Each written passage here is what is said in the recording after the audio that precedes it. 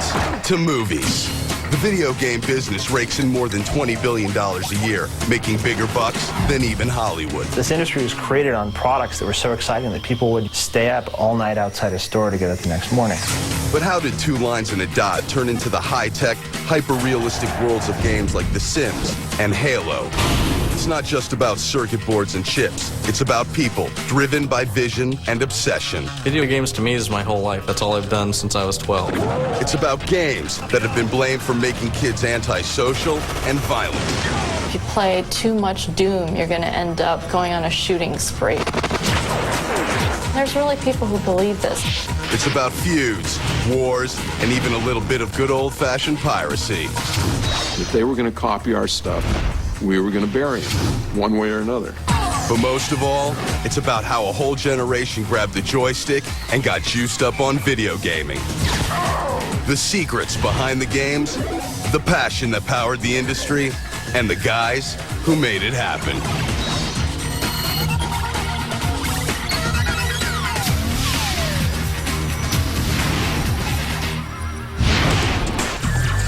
Video games. For some people, they're a blast from the past. Something they used to do at the local arcade when they were hanging out after high school. But for others, video games are the new technological frontier, an innovative form of communication and storytelling, and the future of entertainment. Hi, I'm Tony Hawk.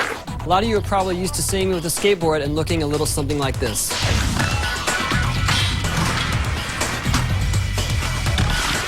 A lot of you gamers are even more used to seeing me like this. I got into video games early on, even before I got to be a video game character myself. In fact, I don't think I even had my first board yet, and where could you find me? Playing Pac-Man down at the pizza parlor. But games have come a long way since then. And if you think the history of the video game invasion is all about cool graphics and cutting-edge technology, well, you're right. But it's also a story about a group of unique individuals who started with nothing but ideas. Guys who came out of their garages and ended up as power players in a multi-billion-dollar industry, who revolutionized entertainment and turned themselves into rock stars. And the first rock star of them all was this guy. This is Willie Higginbotham. He helped invent the nuclear bomb and the first computer game. The bomb looked like this. The game looked like this. A primitive version of tennis, it was just a dot moving back and forth on an oscilloscope screen. It showed up as a novelty exhibit at Brookhaven National Lab in 1958 and generated about as much excitement as this picture. Mortal Kombat it was not. Fast forward, 1961. Student and pioneering hacker Steve Russell, nickname Slug. He spent 6 months tapping into a $120,000 computer at MIT. End result, a punch card-driven video game called Space War. He was the one who conceived the idea of making a game that would be completely interactive. It was a game where there were two rockets, a game where Flash Gordon-style rockets that would fly around shooting each other with a sun in the middle that had some gravity. If it sucked you in, you got destroyed. Space War spread to universities around America on an early version of the internet. But would the average Joe spend $120,000 to own one? Slug figured, no way, and never patented the idea. He left MIT without graduating. Jump to 1966. A little device called television had made it into almost every living room in America. It was a cultural phenomenon, but to Ralph Baer, Vice President of Engineering at electronics giant Sanders Associates, it was a business opportunity. The concept was this: 40 million TV sets out there in the U.S. alone. If I could hit 1% of that, that's 400,000, and attach some gadget to 400,000 sets, I got a business. Baer needed his play device to fit on a shelf. So that didn't give his little brown box much room for processing power. He wasn't doing much better than old Higgy, just two dots moving on a screen. No way this was going to set the world on fire. Then it hit him. A blockbuster breakthrough that would blow the roof off of home entertainment forever. 3 spots. The third spot became a ball. that made it into a ping pong game or into a tennis game. Once we had that third ball going back and forth, we knew we had something. By 1971, Bear's bosses had patented the brown box and licensed it to television manufacturer Magnavox. Now called Odyssey, it began showing up at various trade fairs around the country. The Odyssey was the hit of the show, and I had a hard time not getting up in my seat and jumping up and down and saying, that's my baby. The system is called Odyssey, and the hardware consists of a master control and 2 player control units connected by cable to any set 18 inches or larger, black and white or color. The players will simply switch to an unused channel, select their game, insert the program card in the control box, and place the overlay on the TV screen. So for instance, if you were playing a tennis game, this would actually, using from static electricity, would cling to the front of your television. So this would be the overlay for a hockey game. The Odyssey hit store shelves in May 1972 and sold for $100. And hey, if you wanted to pop for another $29, you could also buy yourself this wicked weapon and play the first ever shooter video game. Seems that even then, guns and video games were destined to be together. And to convince America how hip it was to own an Odyssey, Magnavox got the king of cool, old blue eyes, Frank Sinatra himself to pitch the product. Unfortunately, in the beginning, they connected it to a Magnavox television set, of course. That got the idea abroad that you needed a Magnavox television set to play games. And they had to undo that by convincing customers in the store that, no, you could indeed plug it into any TV set. It took over a year, but Magnavox managed to hook up about 150,000 Americans and their televisions to an Odyssey system. Next player in the game, Nolan Bushnell, an employee of a Northern California electronics firm. He'd played Slug Russell's Space War at engineering school and couldn't get it out of his brain.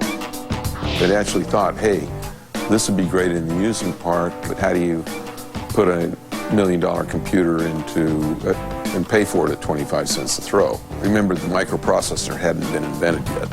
And then one day, the mini computer for $5,000 came across my desk. I mean, an ad for it. I had the epiphany of being able to reduce it to a single board that was actually a fancy signal generator, if you would. In 1971, Nolan's first video game, Computer Space, hit American pinball arcades. Sleek, sexy, and we all remember the first time we played it, right? Right. It was one of the biggest turkeys of all time. The problem with the game was that I loved it, all my friends loved it, but all my friends were engineers. It was a little bit too complex for the guy with a beer in a bar. Nolan's next move, taking $500 and starting his own company in Santa Clara, California with buddy Ted Dabney. The year was 1972. The company was called Atari. Atari comes from the Japanese game of Go, which is a polite warning saying, watch out, you're going to get whacked. First big hire, engineer Al Alcorn. Nolan, proving he already had what it takes to be a great corporate executive, landed Al by lying to him. He told me he had a contract with General Electric to build a consumer video game, a home video game, which was like almost impossible to do in those days. And the fact that nobody from General Electric ever came by or called or wrote us a letter didn't occur to me. I was too busy building the prototype. We decided to give him a test game. I'll call it a throwaway game, but something that was simple. Basically, ping pong, 2 paddles on either side, ball moving between them. Man, does this sound familiar. But remember, it was still early in 1972, and the Odyssey hadn't hit store shelves yet. The concept was still fair game, and Al had his own spin on the idea. One of the things I discovered is that if the ball didn't speed up, it wasn't fun to play. So I added the ball speed up to the game. And the other thing that we did at the very end was the sound. And since I was already way over budget, I poked around and found tones that were already existent in the machine. And that became the sound. We said, okay, let's call it Pong. And we put it in Handicaps Tavern in Sunnyvale, California. This baby here is the original Pong prototype that went to Andy Capp's Tavern in Sunnyvale, and it has the original wire wrap that I built in 3 months in 1972. We put it in the box, put it up on the barrel. It was an immediate hit. We weren't aware of just how much of a hit it was until we got a service call and found that the coin box had totally filled up and wouldn't take any more quarters. Those are the kind of technical problems that we can solve. Here we have one of the first quarters that the Pong machine ever made, which now represents a multi-billion-dollar industry, and it's in a little piece of plastic. Atari started rolling out their machines in November of 1972. And America went Pong crazy. There were several reasons that Pong was very successful. The first one was it was extremely easy to play, but very, very difficult to master. They had to pay a lot of money to get really good. The second one is that women found that they were better players than men. It turns out that women have better small motor coordination than men do. And it became socially acceptable for women to ask men to come over and play Pong. More players meant more machines, and Atari needed more manpower to build them, fast. We tried a few social experiments with running buses into undesirable parts of the town and giving people a chance to come and have a job. It was kind of a rude awakening from some of our Age of Aquarius belief structures. They hired whoever they could hire in the beginning, which meant they got a lot of bikers. You talk to some of the straight-laced people, and they talk about being scared to walk the floor. They talk about going into bathrooms and seeing used needles and stuff on the ground. The converse is the 20% that stayed with us really appreciated the opportunity, became some of our most valuable employees. But who wouldn't want to work at a company where the bonuses came in beer kegs and strategy meetings were held in hot tubs? Since we had a lot of young people, we would constantly offer to throw a party if they hit quota. And it turns out when you've got 18, 19, 20-year-olds, they're much more interested in the party than an extra, 50 cents an hour. So we got known as a party company. There's a story that if you walked by the Borrega Street building and you breathed deeply by the air vents, you'd get stoned because the pot smoking inside of it was so heavy. It was a very laid-back culture, which is very important in a creative environment. I mean, you can't really punch the clock and come up with something creative. It didn't seem to matter what was going on inside Atari, because on the outside, they'd become the kings of the 60-year-old arcade business. And in America, how do you know when you've really made it to the top? When people start suing you. It wasn't long before Atari got hit with their first lawsuit. And it came from Magnavox, who claimed that Pong violated Ralph Baer's Odyssey patent. I looked at the patent and I said, my God, this guy's patented the idea of any kind of a moving object on a video screen controlled by anything, and it was filed in 1969. Well, the Magnavox was based on analog technology, which makes it fuzzy, didn't have sound, didn't have score. I mean, you didn't really feel like you were beating somebody when you beat them, which is one of the core essence of what a game is. But hey, what about those Magnavox trade show demos? Nolan Bushnell played a game in Burlingame, California, on May the 24th, I think, 1972. He signed a guest book, played a ping pong game. Bushnell decided to accept Magnavox's offer of a settlement. Atari paid Magnavox just under $1 million and in exchange became their first licensee. Game over and everyone's a winner. And who says lawsuits don't work? Believe it or not, it was never a very big issue for us. We settled it for less than it cost us to defend it. Then Atari went on the attack against the clones, knockoffs, and pirate versions of Pong that were popping up all over the world. We actually became quite diabolical about seeing ways that we could just mess them up. We put a chip in and we purposefully mismarked it so that when somebody copied us, they'd put the wrong chip in we felt like we were in a war. It was a war that would change entertainment forever. And as the Atari troops attacked the arcades, Bushnell got ready to open a second front in living rooms across America.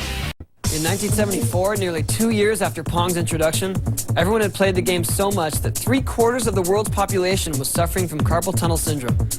No, not really. But in the arcades, Pong fever was still running hot as ever. People couldn't get enough. So Nolan Bushnell figured he'd give them more by introducing a home version of Pong.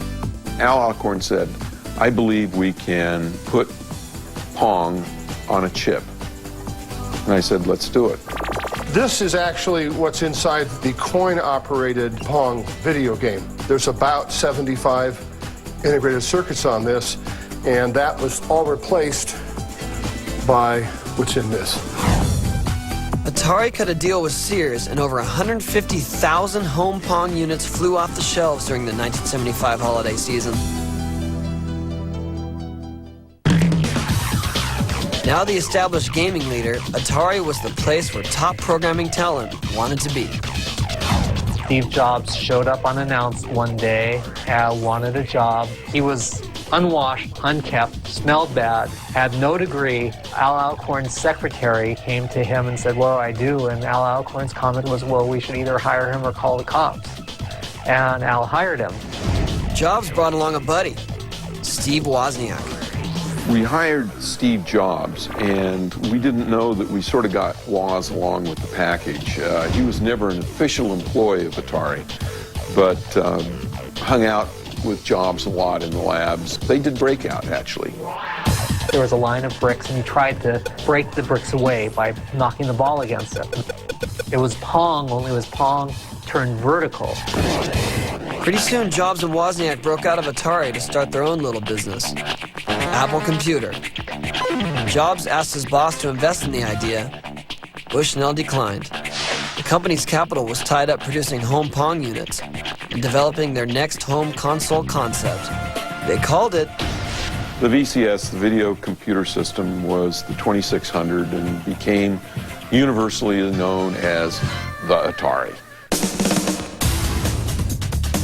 The idea behind the 2600 was to get away from having to build a whole new custom chip for every new game.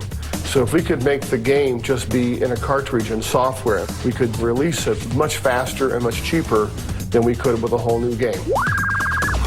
Nolan needed big money to develop and launch the 2600. He got it by selling the company.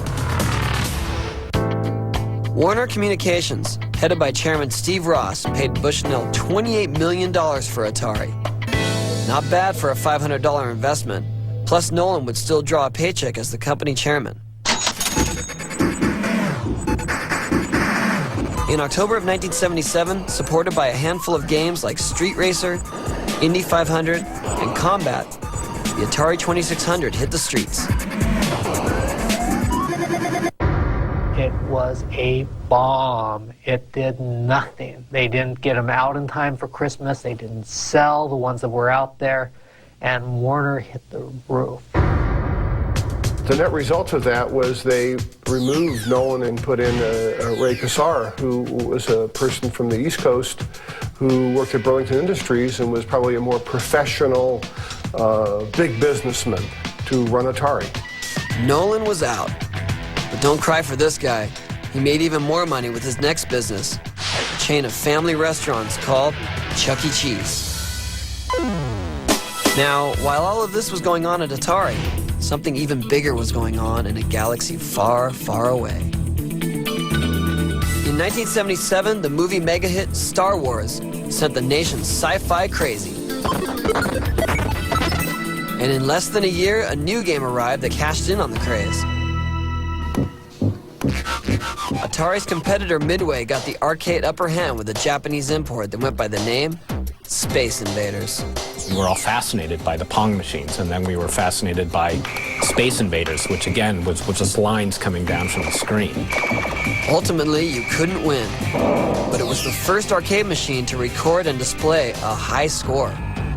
And that just made people want to play more. You look at games today that cost literally millions and millions of dollars and take literally 4 or 5 years or more to complete. Most of those games don't rival the gameplay and addictiveness of Space Invaders. It took Atari nearly a year, but they did strike back with Asteroids, an updated version of Slug Russell's Space War. The object would break up a surrounding storm of falling asteroids and avoid getting blown up by a fleet of flying saucers. I can remember Asteroids like there's no tomorrow, going down there and literally begging my mother for quarters. And then, an hour later I'm back asking for more. It's a good memory for me. The first ones that I played was basically Space Invaders and Asteroids. I always spent my allowance really fast. It was only like $5 a week. It was like 2 days, and I mean, I was stretching it as far as I could go.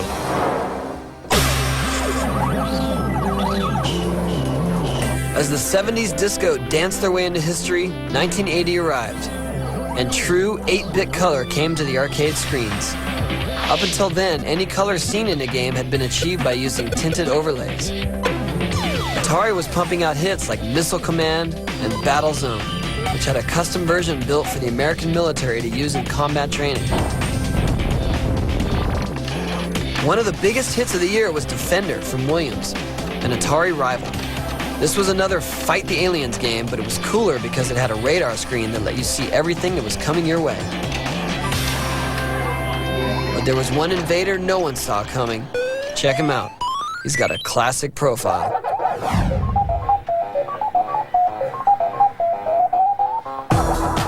His name? Pac-Man.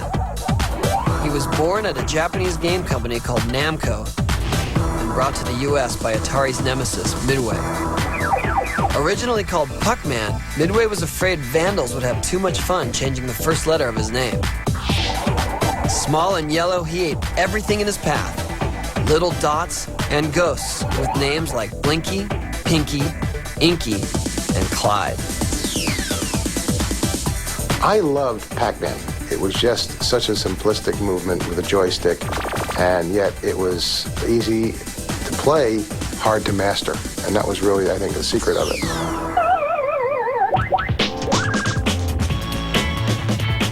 It was also the first time a character was the star of a video game. Most important thing about characters, you can license them.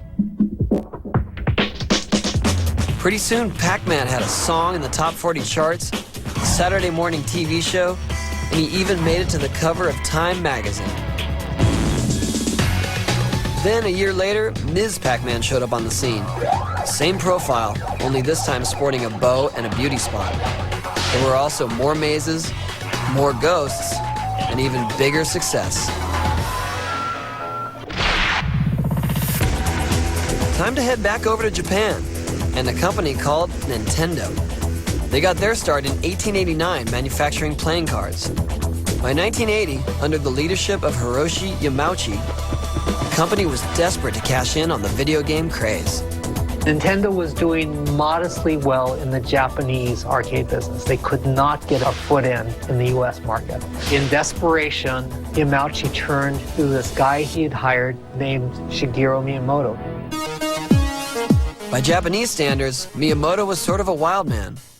When it came to music, he loved the Beatles and bluegrass.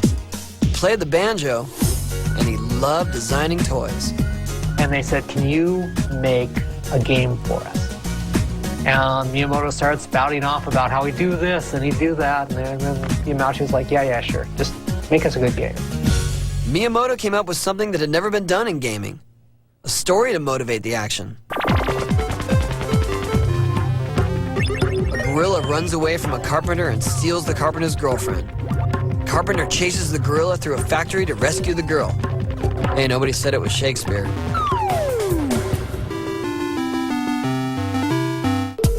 Literally translated, Miyamoto's Japanese title for the game came out as Stubborn Gorilla. Wanting something sexier, he went to the Japanese English dictionary. For stubborn, he came up with donkey. Gorilla became Kong. Yamauchi called his American headquarters, headed by Minoru Arakawa and Howard Lincoln, and gave everyone the good news on the game. And he said, Donkey Kong. And, I mean, they almost passed out. They were like, Donkey Kong. What's a Donkey Kong? I think Howard Lincoln's comment was, Donkey Kong, Conky Dong. I mean, come on. But Donkey Kong was a magic game. Donkey Kong fever swept the arcades, closely followed by Donkey Kong Jr. When it came to merchandising, the monkey was a natural, but it was really the man who became the breakout character.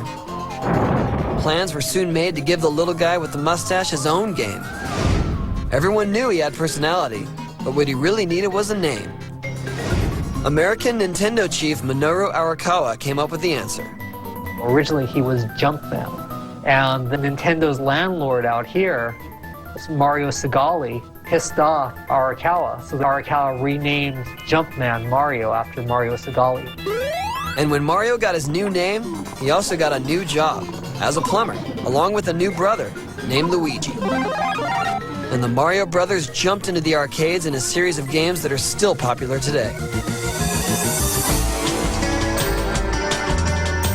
By 1982, it seemed like the country was having one great big party.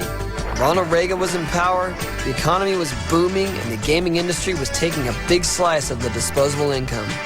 Americans had now spent over 75,000 man-years playing video games and dropped more than 20 billion quarters in the process. It looked like things couldn't get any better. And you know what?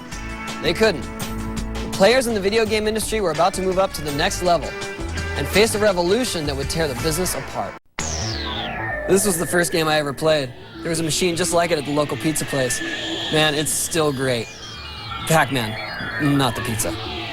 But there was one version of this game that wasn't so hot. In fact, it was so bad that it nearly killed off video games for good. Rewind to 1980. Namco and Midway's Pac-Man is eating up most of the arcade business and cutting into Atari's bottom line. The company had a new president, Ray Kassar, who was a marketing pro. Looking for a new revenue stream, he set his sights on American homes and getting the 2600 console into more of them. Marketing 101. People buy what they know, and people know these guys. Space Invaders had kicked Atari's butt in the arcades back in 1978. Now Kassar thought they were the ones who could save it. In the best can't beat 'em, join 'em tradition, he went straight to Taito, the original Japanese company that had designed the game, and bought the rights to a home version of Space Invaders. When it hit stores, 2600 sales skyrocketed. Kassar wanted more. We were asked to do home versions of popular arcade titles. Very difficult task because the Atari 2600 is a very simple game system electronically, whereas an arcade game had $4,000 worth of technology in it.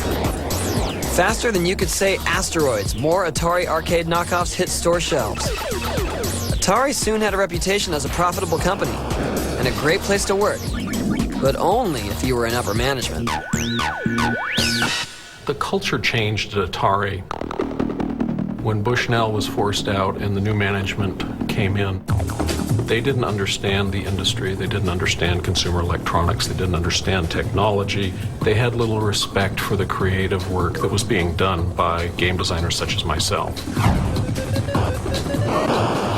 These engineers would create a software program that would result in $20, $30 million in sales. And they were making this little paltry salary, and they figured, gee, I'd like to get a penny or two or three per each cartridge. So we go to the president of Atari and point that out, and he said to us, and I'll quote, he said, "You are no more important to that game than the person on the assembly line who puts it together." That didn't sit too well with us. Contempt breeds competition. So 4 of Atari's top game designers gave Kassar the kiss-off and started their own company. Be blasted right out of your senses. Star Master by Activision. The most significant thing about Activision was that it was the first independent video game publisher. Prior to our formation, all game software was created by the hardware manufacturers. One of the differences with Activision was we promoted the game creator as an author. If you're creative at what you do, you kind of like some recognition from the public. Activision was a huge success. We grew from 0 in revenue to $160 million in revenue in 3 years. Their first hits included Pitfall, Kaboom, and Freeway. I came up with Freeway on Lakeshore Drive in Chicago, which is 10 lanes of traffic. Looked out the window and there was this idiot trying to cross the street. And I'm looking at that and I said, that'd make a good video game. Atari wasn't the only game in town anymore. More companies were making more consoles. Activision was making games for all of them. Magnavox had the Odyssey 2. Famous toy maker Mattel had Intellivision. Mattel's ads for their console featured intellectual literary figure George Plimpton. I've been comparing the exciting new Intellivision space game Star Strike with one of the most popular Atari games, Asteroid. Guess they figured most Americans had to be dragged away from reading War and Peace to play video games. Star Strike features our most exciting visual effect, total destruction of a planet, which is why, after Star Strike, Asteroids left me rather flat. Total destruction of a planet. Then another unlikely player showed up on the field, a plastic pool maker called Coleco. We had looked at this whole arcade position and believed that electronics, as it related to kids, was going to be a very, very important angle. So we started to work on a number of different products that used electronic chips as their heart. And I'm an electronic quarterback. I start in the backfield and follow my blockers. Blockers? I don't have any blockers. Coleco's electronic quarterback. We did the head-to-head series of dedicated games where you played against an opponent on the other side of the game. Now we can play at the same time. I'm offense. I'm defense. With head-to-head, you're really in the game. A power sweep. You pass. He blitzes. Intercepts. This is real competition. And we did the miniature tabletop arcade games, which were miniature versions of Pac-Man and Donkey Kong. They looked exactly like the arcade games. They were very successful, and that put Coleco on the road to developing more video and electronic games. And a new console called ColecoVision was born. ColecoVision was an attempt to try and replicate as closely as possible in those days the actual experience of the arcade. Knowing they needed a hot game to kick off their console sales, they set their sights on the arcade hit, Donkey Kong, and bought themselves a 6-month exclusive to the game from Nintendo. ColecoVision became the smash hit of 1982. Donkey Kong was the driver. We impacted it with the unit. You bought ColecoVision, you got a Donkey Kong cartridge. Suddenly, another 800-pound gorilla came into the room, Universal Studios.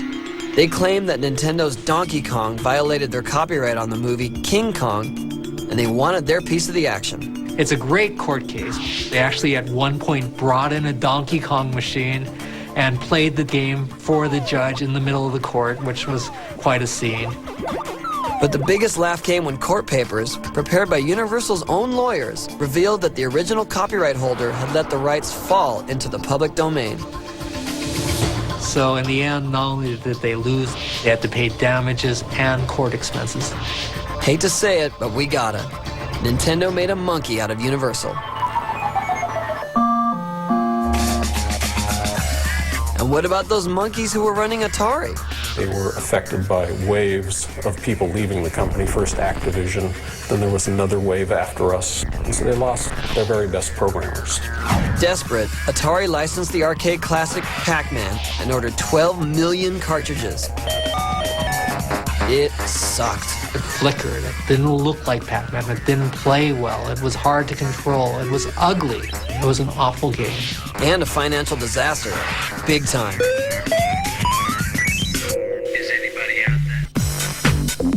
Steve Ross, chief of Atari's corporate parent, Warner Communications, decided to step in, and he brought one of Hollywood's biggest talents along with him, Steven Spielberg. In the summer of 1982, E.T. was burning up the box office, and Ross wanted to ride that bike too. He paid a cool $25 million for the right to use Steve's extraterrestrial in a new video game, and he promised to have it out by Christmas. I think they had to develop the game in 8 weeks instead of 9 months. It's kind of hard to make a game be really fun and have a lot of depth in it in a period of 8 weeks. And it was so bad. The ones that they sold, most of them were returned. In '83, Atari sent diesel trucks into the New Mexico desert packed with unsold cartridges, and they buried them. The legend was they had to run in and pour concrete over them to make them really go away. Ugly, ugly. They basically killed Atari. It was the end of Atari. By early 1983, it looked like the home gaming boom was going bust. For everyone. 30 companies got a couple $1 million in venture capital, hired a couple programmers off the street who'd never designed video games, and developed a video game and tried to sell it, and nobody was buying because it was a piece of garbage. It was ironic because when we saw those 30 new companies, we looked at each other and said, none of these guys are going to be in business a year from now. And we didn't take that one step further and say, and my God, what that's going to do to the business. In the next 2 years, Warner Communications dumped Atari and got out of the industry. Mattel shut down production of their Intellivision system. Coleco sales dropped through the floor. And in 1985, just as everything really hit bottom, Nintendo stood up and said they weren't going to take it anymore and launched their own gaming console, the Nintendo Entertainment System, or NES. Everyone thought they were crazy. All of a sudden, Nintendo came in, better graphics, better color, better sound. Boom, rock and roll, total success. Nintendo has the most video game hits, like baseball and Excite Bike. Now you're playing with power. They really brought in a new age of video games with the simple introduction of the NES system. They rethought everything. They said, the way cartridges loaded, the way the controllers are designed. So let's start over and create a really friendly game system for families to enjoy. And who was leading the Nintendo NES charge? Their Donkey Kong hero, Mario, now starring in Super Mario Brothers. They came out with Super Mario Brothers, which was a great game. So far beyond anything that had existed before in the home. It made side-scrolling vivid, and it gave you puzzles, hidden puzzles, and fun puzzles. It characterized what games could be. And it was a phenomenon all over again. Once that happened, it really changed the business because then Sega started looking at the business more seriously. Sega was short for Service Games. It had actually gotten its start as an American company that imported pinball machines to military bases in Japan after World War II. But by 1986, Sega was a Japanese company toiling away in the arcade business. Seeing Nintendo's success, they came out with their first console, the Sega Master System. Most of their games were repackaged arcade titles and couldn't compete with the exciting originals that Nintendo was cranking out. It would take another 5 years before Sega would get a real shot at pushing Nintendo and Mario off their high ladder. The Japanese really took over the video game industry because we have these games that anyone could play, anyone could understand, and everyone loves. And they're very simple, they're very easy to get into. And the hardware is more powerful than anything we've seen from the American side. So these guys, they were able to bring back video games, like they brought it back from the dead.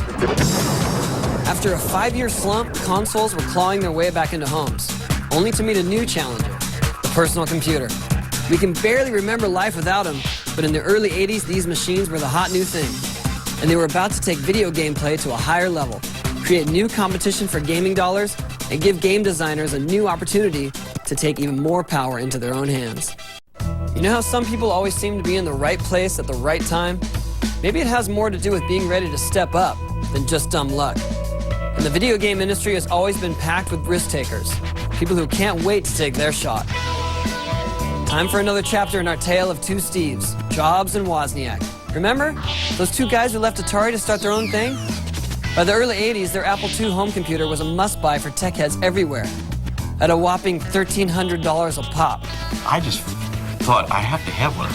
I convinced my wife that I would somehow make it pay for itself. And we spent well over a month's income for the two of us buying that first Apple II computer.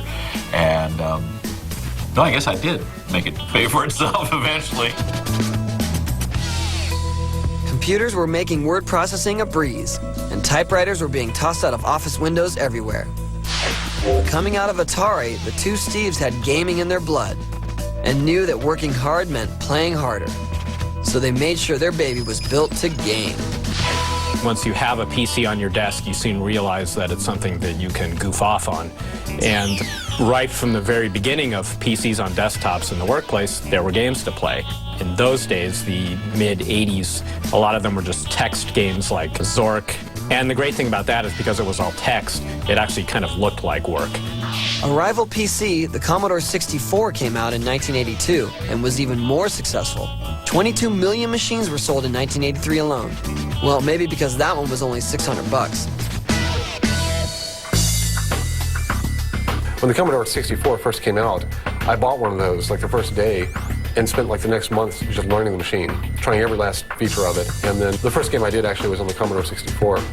I would go into the college and there were students programming on the Apple, so I could ask them, how do you get the dot on the screen? And yeah, I'm just asking them all the basic commands and writing them all down and trying to make my own programs in the corner on the machines. I loved playing on a computer a lot more than a console because I felt like the interaction was there. There was a lot more fun in actually programming things rather than just being passive and letting somebody else make the game for me. That was really when I fell in love with games. Back at Apple, a young employee named Trip Hawkins was getting ready to pull a Steve Jobs on Steve Jobs and take off on his own. At Apple, Steve Jobs was treating him like, a worthless MBA instead of like the future CEO and rock star. The big idea I had was to basically bring a lot of practices from Hollywood into this new digital medium, elevating the development of the product to that of an art form and treating the creative talent as artists. In October of 1982, Electronic Arts was born.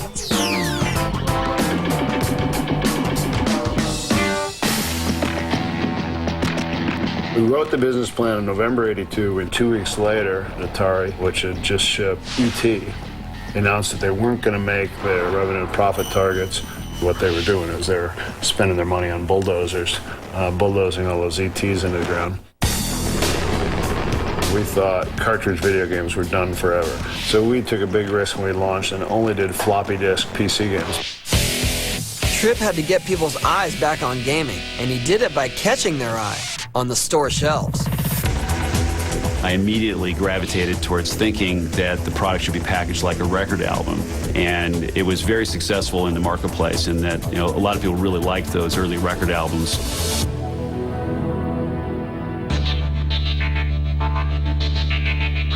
Tripp also figured sports stars would look great on box covers. Not sure why. Maybe he ate a lot of Wheaties. Whatever the reason, he went after two of the biggest, Larry Bird and Julius Erving, better known as Dr. J. Each got about $25K for a snapshot in their names. And the doctor himself got involved in the game design.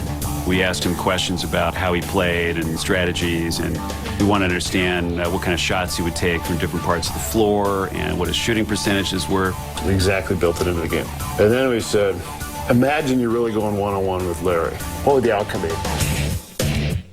He goes, if I went one-on-one with Larry, I'd beat him every time. Cool. Premiering on the Apple II and Commodore 64, Dr. J and Larry Bird go one-on-one was a huge seller. Next up, football. The tie-in, John Madden, but the big name gave him a big shock. You see, in the early 80s, technology would only allow 7 players on each team. Madden looked at it and there you go. Where's the other guys? Well, this is an Apple II, and only has 64K of RAM. So actually having 7-on-7 is a huge breakthrough. And he just gets the stink face on it. It's like, where are the? That's not football. You can ship that if you want, but not with my name on. We're thinking he's got our money. So we go back to Robin Antonick, the programmer designer, and say, it's got to be 11-on-11. And he goes, that's impossible. 2 years later, when the 11-on-11 game was finished, we shipped it.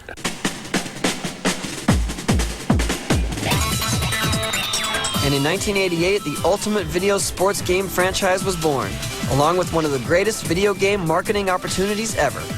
Like football itself, a new version of Madden started arriving every season, with new teams, statistics, and players. And I said, this is the crown jewel. We're going to build a company around this. This is going to be a hugely successful product. Madden's success proved that sports could be very, very good for EA. And it has, giving birth to a whole subdivision within the company. And it doesn't stop there. From action to adventure, from franchises to tie-in titles, these guys are on it. Now going for over 20 years, they are the biggest and most successful publisher of video games ever. In 2003, their revenues topped $2.5 billion. But hey, we're starting to get ahead of ourselves here. Put the brakes on, and let's rewind back to 1979. This is Ken Williams and his wife, Roberta. Based in LA, Ken had just started a computer consulting business called Online Systems. And then one day, he bought his own computer, along with a computer game. Roberta started playing it, and she got really, really hooked. And after she got hooked, she said, you know, I could do that. And it turned out that she could not only do it, she could do it brilliantly. In 1980, she started writing her own game, Mystery House. The adventure game genre really developed around what the PC was capable of, which was exploration and storytelling. You could type in walk left and you would get a description of, okay, now you're in the field. It was all text-based. An avid movie lover, Roberta loved visuals and insisted the game would be more fun if there were pictures to go along with it. She couldn't understand why the hardware at the time couldn't do the things that she wanted done. And so she would just say, Ken, you've got to make this happen. And somehow Ken would work on it and figure it out, some kind of thing, and make it happen. Because of her, Ken created this software program that allowed them to store hundreds of graphic screens on one single floppy disk. And they produced the first adventure game for the Apple II that had graphics. They would take these games in a baggie and they'd drive them around California and have computer shops sell them. And that got successful, and that became their company. Ken and Roberta sold 80,000 copies of Mystery House. More games started coming. Some were originals, some adaptations of arcade titles. They also moved their office out of the LA kitchen and into a building just outside Yosemite National Park. Name change time too. The company became Sierra Online. Then IBM knocked on the new office door. They wanted a game for their new consumer machine, the PC Junior. Roberta came up with King's Quest, a fantasy adventure game filled with knights, treasures, and puzzles. It also let gamers play from a third-person perspective, controlling and moving a character inside a physical world. A first for adventure games. My first experience with King's Quest was just a revelation. It was kind of a very, very early form of virtual reality that I was the main character and I was actually creating the story as I went along. I thought that was very exciting as a storyteller and very compelling for me as a gamer.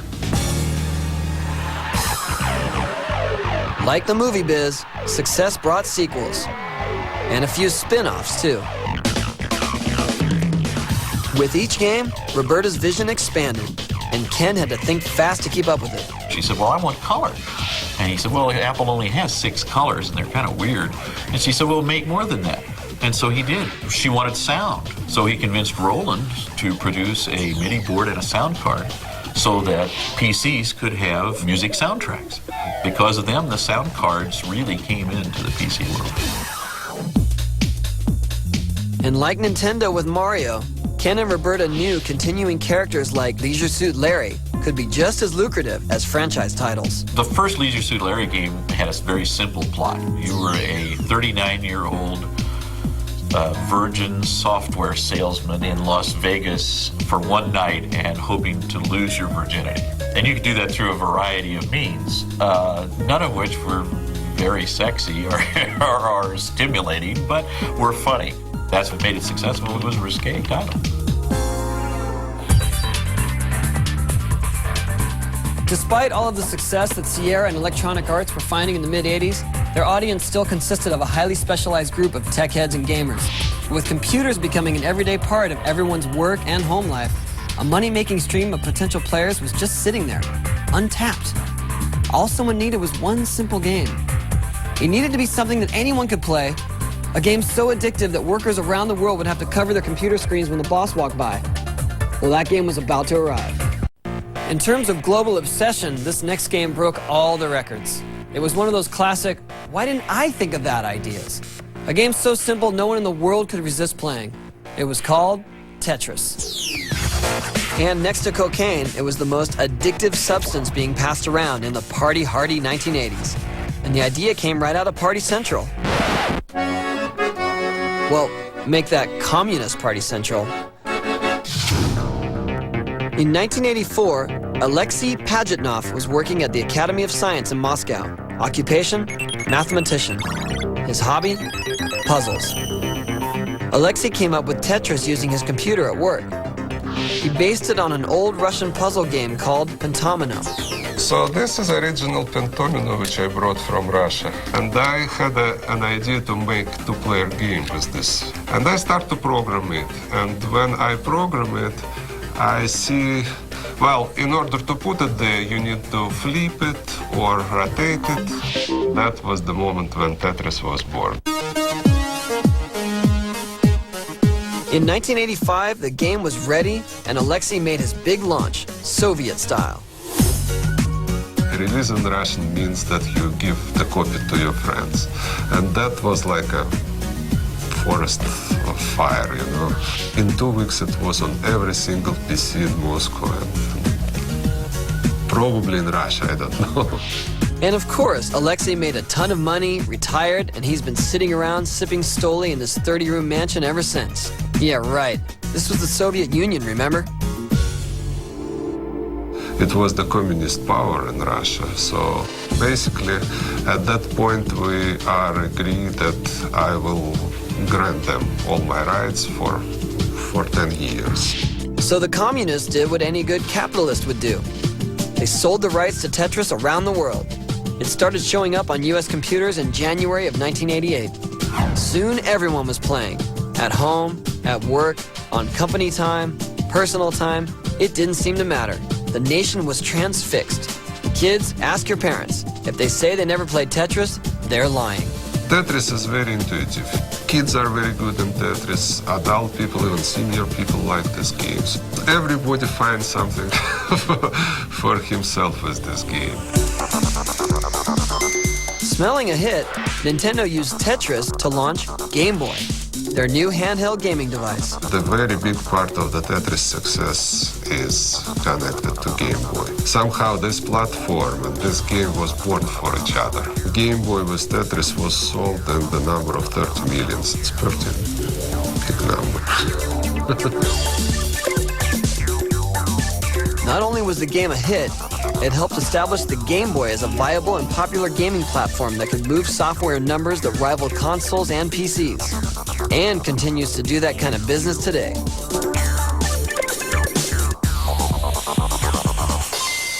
The best part of the story? In 1996, Tetris rights returned to Alexei. Now instead of Stoli, he's sipping Starbucks in Seattle, where he works with Microsoft. And new generations are discovering Tetris on a variety of platforms, including mobile phones. We collect and distribute royalties for the game. They are not that big anymore, but it's still good. As the 1990s kicked in, Nintendo was riding high. Not only was the Game Boy doing great, but Nintendo had single-handedly rebuilt the home console market, leaving Atari and the toy makers in the dust. The NES was the leader of the pack with their lock on hit titles and game franchises. Sega was also hanging in there with their Master System. They decided it was time to challenge Nintendo's supremacy, and in 1989, Sega launched the Genesis console. When the Sega Genesis came out, it really brought video games to the next generation of technical capabilities. Our agency created the slogan, Genesis does what Nintendo don't, which meant we have a 16-bit system, they have an 8-bit system. It was the first competitive position in the video game industry in terms of home game systems. In the no-holds-barred campaign, Sega rolled out their secret weapon, a blue hedgehog called Sonic. They said, you know what, this is going to be our mascot. He's going to have more of an attitude. He's going to be geared toward a slightly older audience, and he's going to be fast. They used to show Sonic just like whizzing by on a screen and just going super fast while Mario's just kind of jumping up and down, and they really made Mario out to be some kid's character. while Sonic was, hey, this is the next hottest thing. And this sound, heard at the end of every Sega commercial, piled on the attitude. While Sega and Nintendo were fighting over the home market, gamers were heading back to the arcades, where the games were more graphic and intense. Games like Street Fighter II and Mortal Kombat. Mortal Kombat is a game where after you've beaten your opponent, you can put in what's called a fatality, and you can rip out their spine and their skull, or stick your hand into their chest and pull out their heart, or a whole bunch of other really grisly little endings.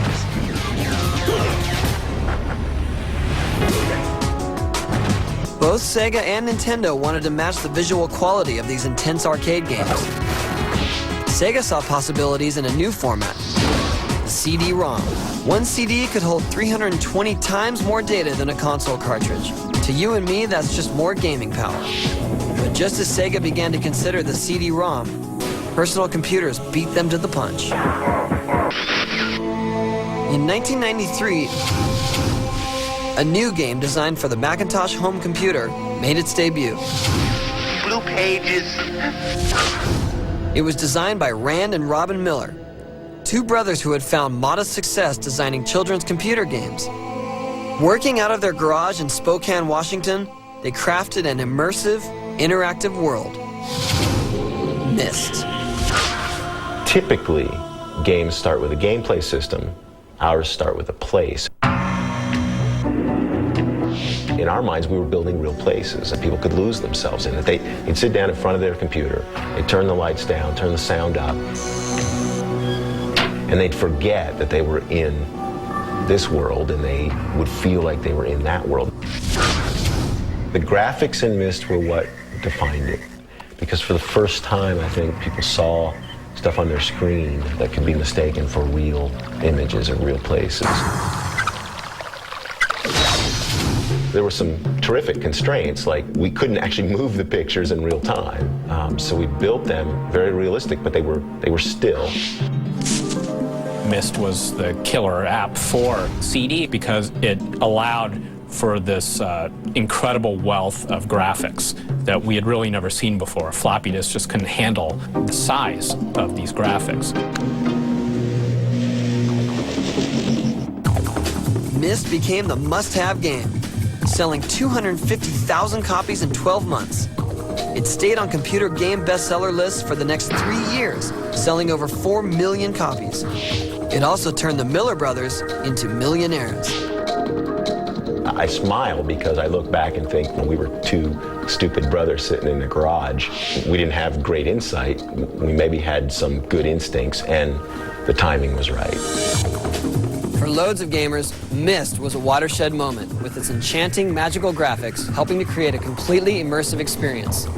But the next killer application for multimedia PC would follow arcade games down a much darker, more brutal road.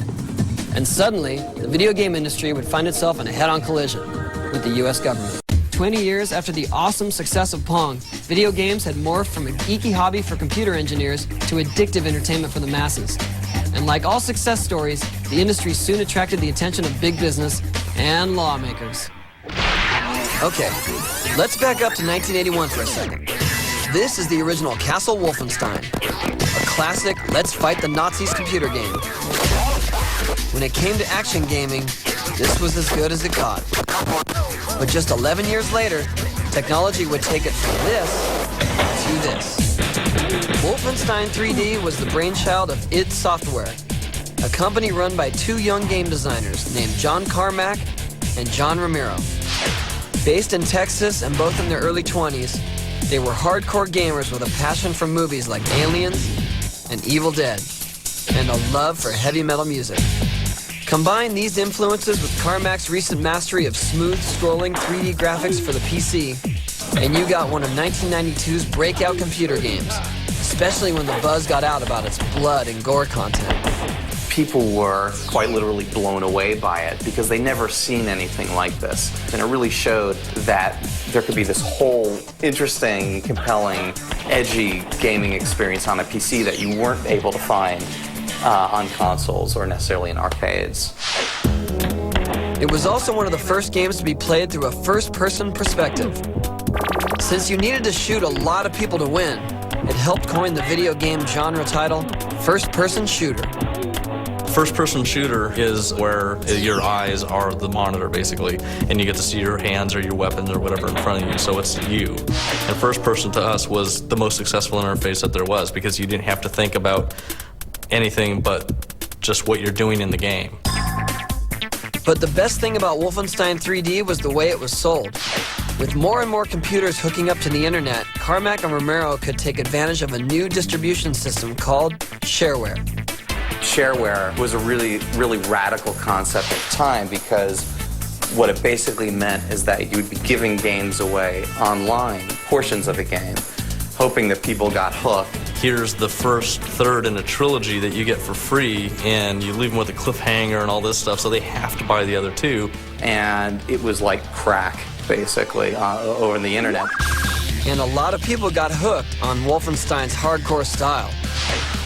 18 months later, Carmack and Romero gave them their next fix. The game was called Doom. December 10th of 1993, when we released Doom, we'd been up for about 30 hours before that working. Id was trying to get this uploaded, but there were so many people waiting online that Id could not get in to upload it. And the files in the drive should have been an empty directory, but people were putting sentences in there as file names. They're making, when will it be here, you know, and hurry up and stuff. It's like a whole directory full of sentences, and we're just like, these people are insane. What it had to do was to tell everybody to just back off, don't come on for a few minutes while they upload the game.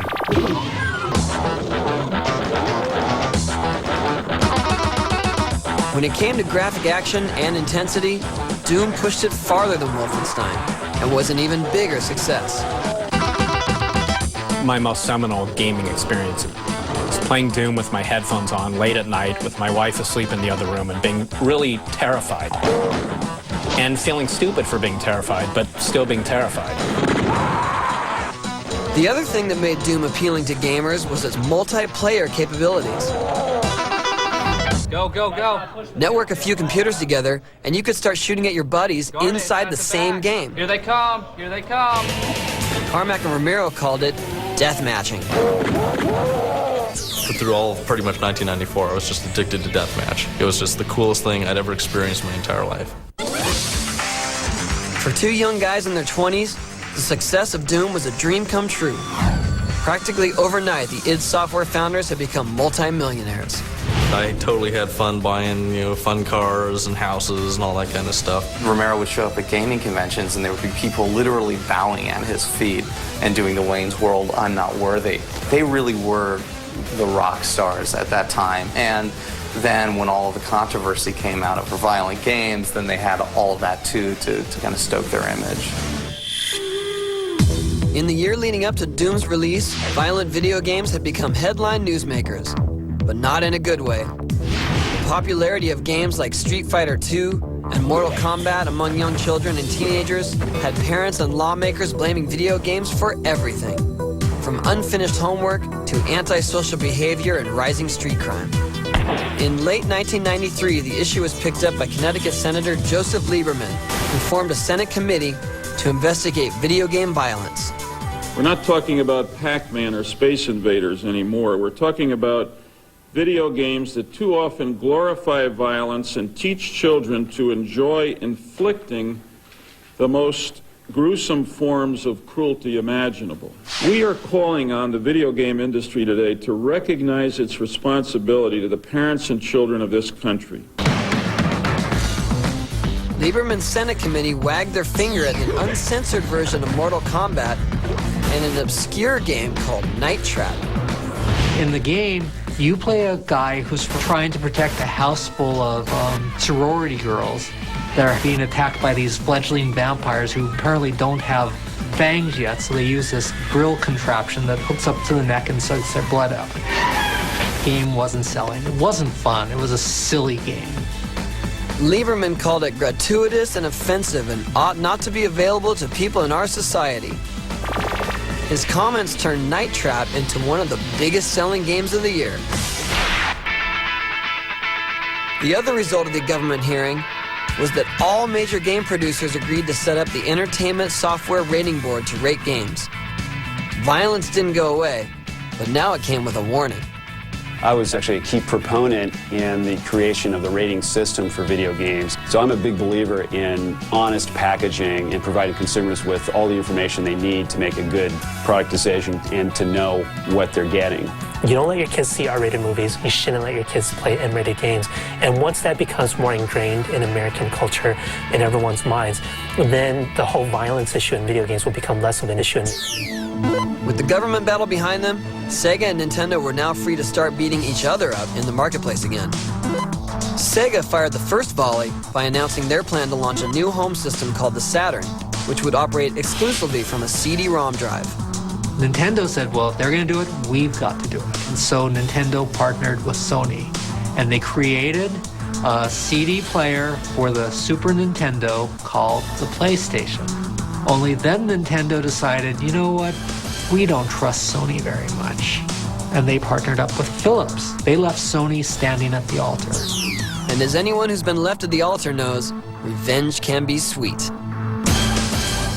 Nintendo's and Philips' plans for a CD-ROM system began to fall apart, and consumer electronics giant Sony decided they could make it in the video game industry all by themselves.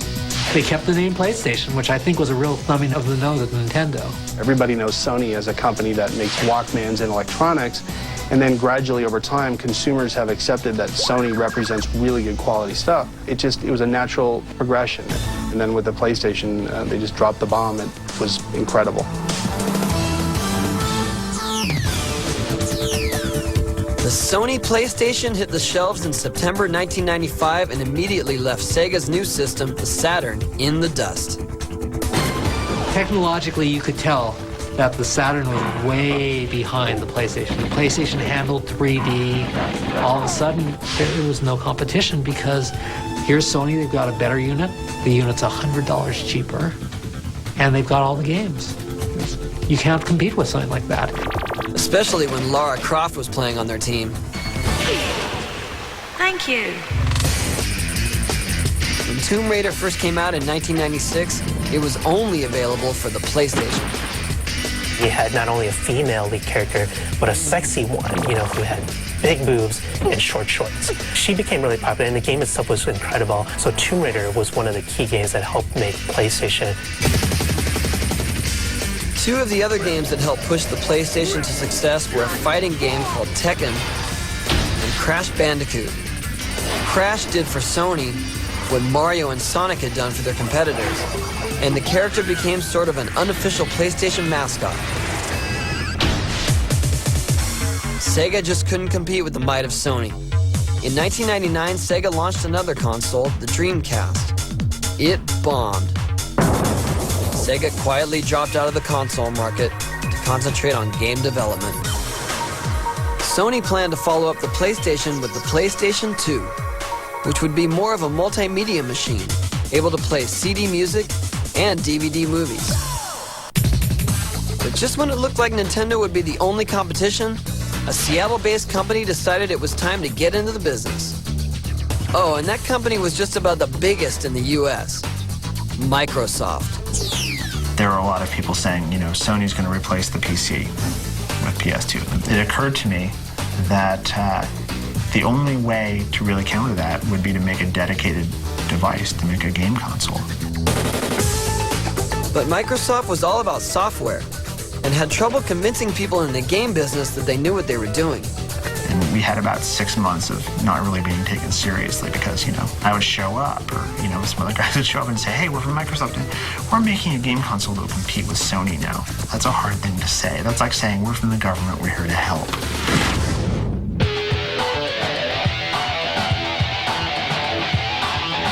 But it turned out that Microsoft did know what they were doing.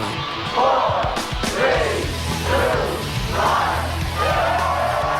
They even got the fact that hardware was useless without killer games. When the software giant released the Xbox in 2001, they had an exclusive on a new first-person shooter, Halo. If if you look at successful console launches, and you'll see the console becomes a player for the popular game. Xbox became the Halo player. Yes, this black device with the green circle on it plays Halo. Halo is a big hit because the critics loved it, then the hardcore gamers really picked up on it, and then word of mouth spread. Microsoft might have established their gaming credentials, but along with Nintendo's new mini disc system, the GameCube, the Xbox was still chasing the market leader, Sony's PlayStation 2. Now some of the biggest multimedia corporations in the world were gaining control of the video game industry.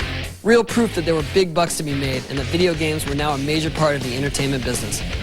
And as entertainers, the game designers would have to keep the hits coming.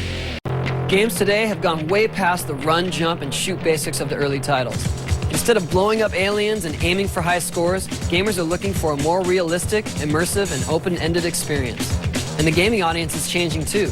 Boys, girls, men, women, they're all getting into games big time. Whether it's attempting to execute a 900 on a skateboard from the safety of your couch, or deciding how much to tax the residents of your very own virtual city. Back in the late 80s, Will Wright, a young programmer and hardcore gamer, was fascinated by how cities and societies work. Urban planning might not sound like the next hot thing in entertainment, but Will thought it was a great idea for a game. Well, SimCity was basically a game where you're designing a city.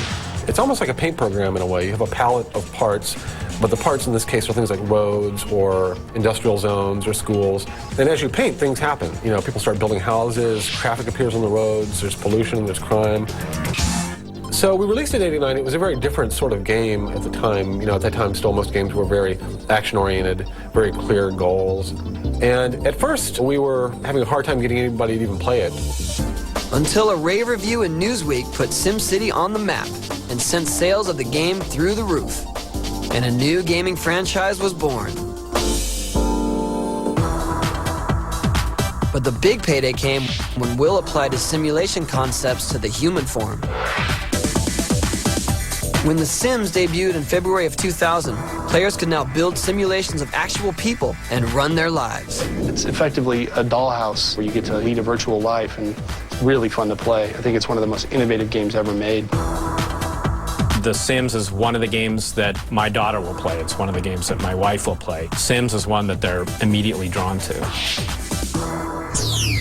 Will Wright wasn't the only one giving gamers the power to build their own world. 5,000 miles east of Silicon Valley, in England to be exact, British designer Peter Molyneux also had a new take on gameplay. Instead of playing a hero, or instead of playing a character or a plumber or a hedgehog, why don't you play God?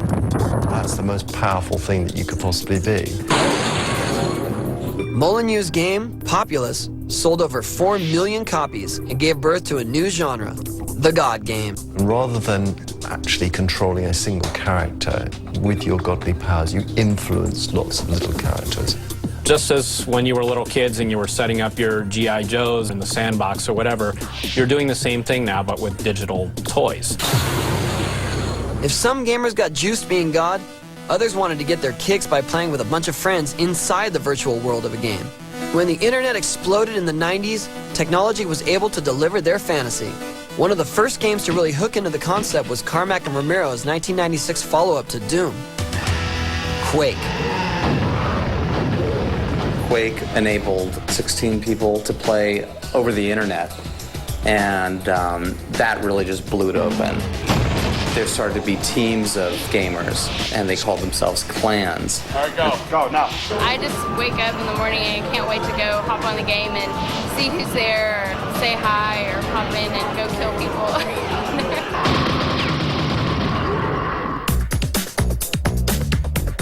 Not exactly the usual way to win friends and influence people. Within months of Quake's release, some of the clans decided to have a get-together so they could meet face-to-face.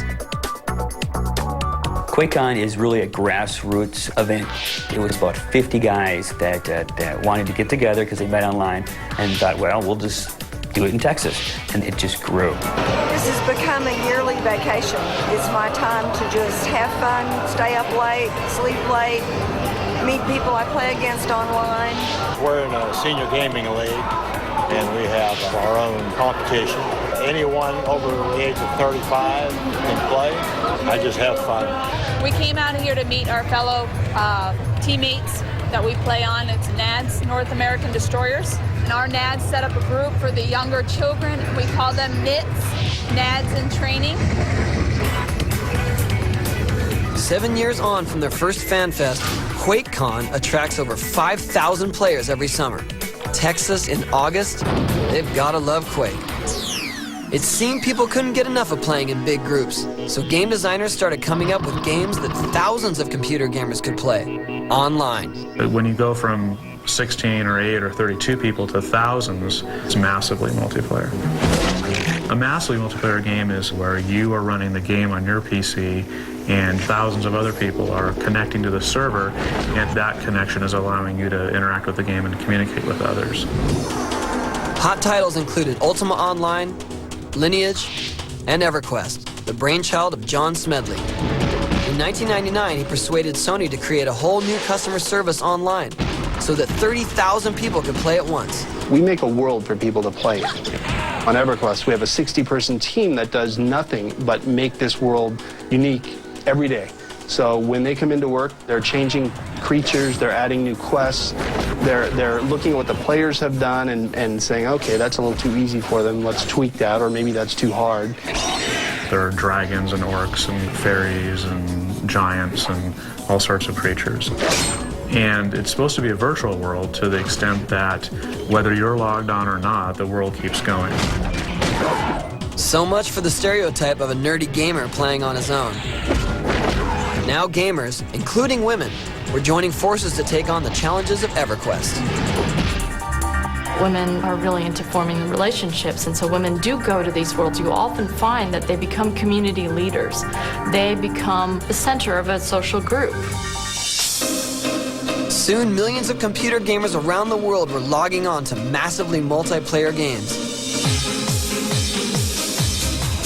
PlayStation and Xbox jumped on the bandwagon in 2002 when they made the latest versions of their consoles internet-friendly. The console online scheme is really just a response to the PC. They're looking at what's happening on the PC and saying, well, we can do that too. If your game is entertaining and you put it online and it's entertaining online, then it's awesome. It's entertainment squared. If it's a bad game and you put it online, you're just spreading the misery around in a more efficient way. You probably won't believe it when we tell you this, but not everyone plays games for fun. Remember how back in 1980 the U.S. Army ordered a special version of Battlezone from Atari to train the troops? The Marines even had their own version of Doom in 1994 to teach teamwork skills. 21st century Army recruits are tech-savvy and into video games big time. So it made sense for the military to tap into all that expertise. These kids playing 13 hours, 20 hours a week video games, these thumbs are very agile. They know joysticks, they know triggers, and they said, let's just make our interfaces like that, and we're already over the first hurdle in getting them to kind of feel comfortable in these systems. In 2002, the Army gave away a game called America's Army to the American public. Intended to test wannabe GIs, it turned into a smash hit. Then, they drafted Pandemic Studios onto a top-secret project. They wanted a game that would get recruits ready for combat without putting them at risk. Full Spectrum Warrior. It's not a war game where you're running around and celebrating the fact that you're killing people. Your goal is to advance to a certain location or secure something to make sure your men are safe. It's a very different take on other military games. The Army also had a plan to create a retail version of Full Spectrum Warrior. Of course, the G.I. Joe game needed a few tweaks to make it play for Joe Public. The Army product was made for sergeants who were already fully trained, years of experience. We couldn't make that assumption with the average game player. So it's up to us to teach, as you play, all of the Army tactics that the soldiers have spent years learning. It's a design challenge because we're moving away from the sim into the purely entertainment aspect of the game. So we're trying to find creative ways to keep it authentic, but also keep the pace going, keep you moving forward, get the action level up a bit.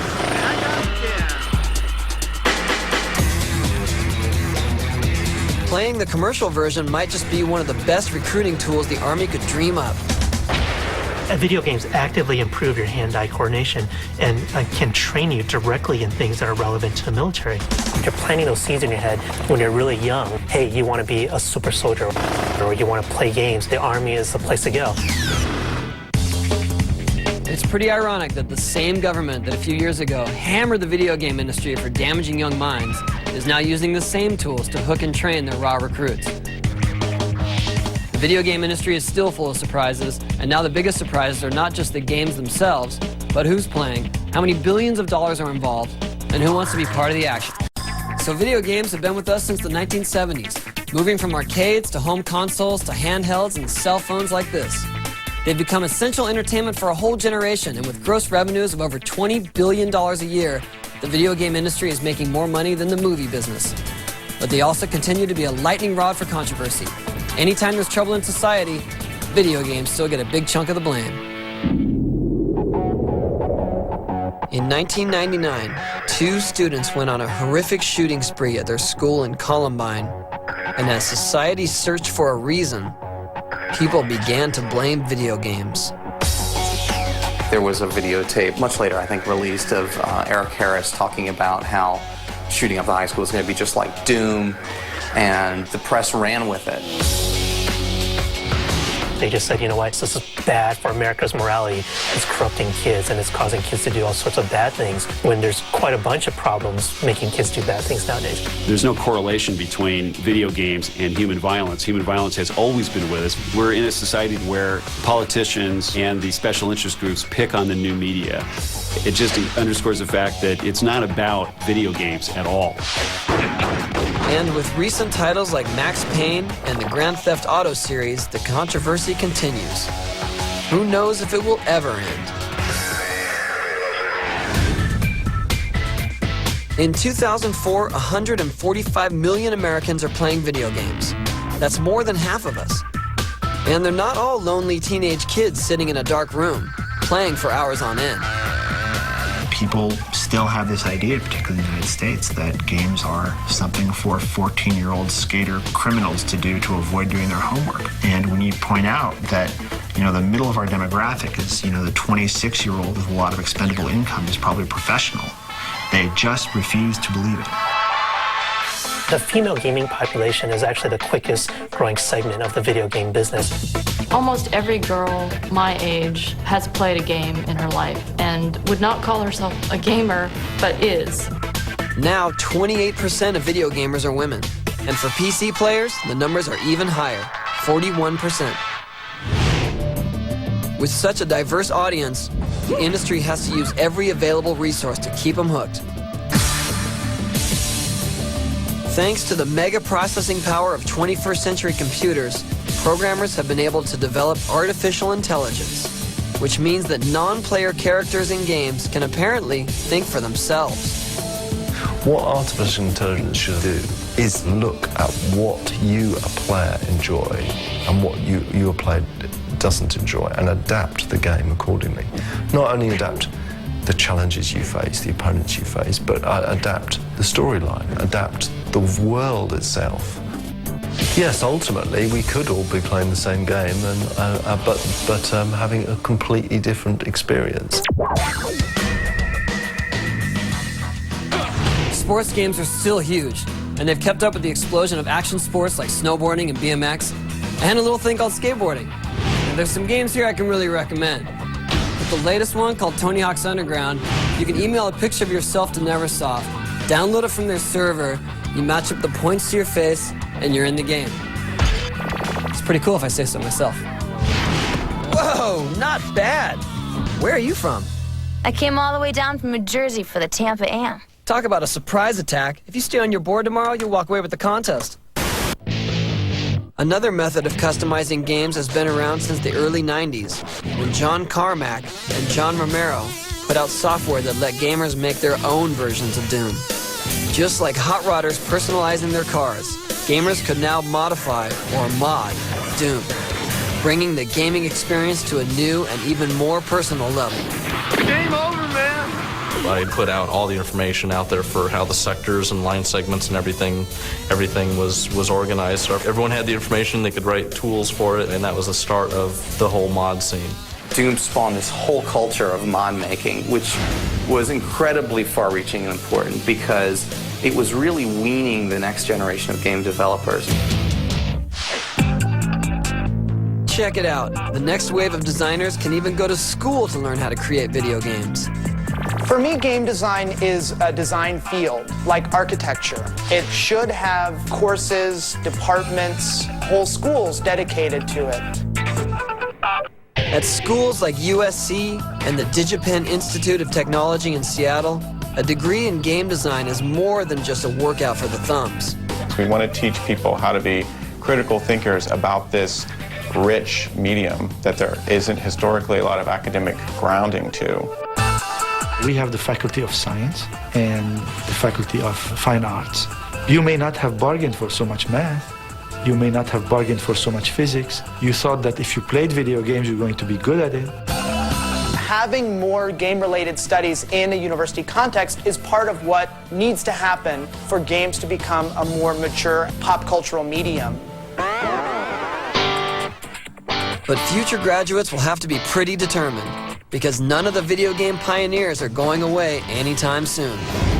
After 30 years in the business, Atari founder Nolan Bushnell is still coming up with ideas. His latest is called U-Wink Inc. Touch-screen, coin-operated games. We're generally in adult locations, simple games, a little bit Atari-esque if you would, games that are well-produced and operate for adults. So you can sit down, you can play for a few minutes and have a good time. And Nolan's first company, Atari, has changed hands a few times and hit rock bottom more than once, but they've stormed back with a slew of hit games like Enter the Matrix and Unreal Tournament. The Rockstar designers are also looking at new ways to deliver great games to us. Everyone's got a cell phone, right? With a cell phone, you can play video games anytime, anywhere. Even though the handset may not have a lot of computing power itself, it's connected to an incredibly vast computer network. I saw that now mobile devices like PDAs had the power to actually play games well on them. You know, that's always kind of going in the back of my mind is how can I do something else that I think would be a killer app for this new platform. With all those guys still pushing the envelope and new designers joining their ranks every day, we can't even imagine what games are going to look like 10 years from now.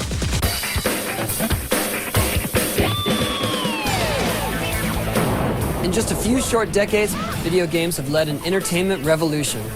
Movies, television, they haven't been the same since video games arrived on the scene. There's a perception in the game industry that games are in their infancy. We've achieved a lot, but we're far from where it's going to be. And more than that, they continue to massively impact every aspect of our culture, influencing everything from education to the military. People really do wonder, how can you play that damn thing for 40 hours? I mean, think of 40 hours.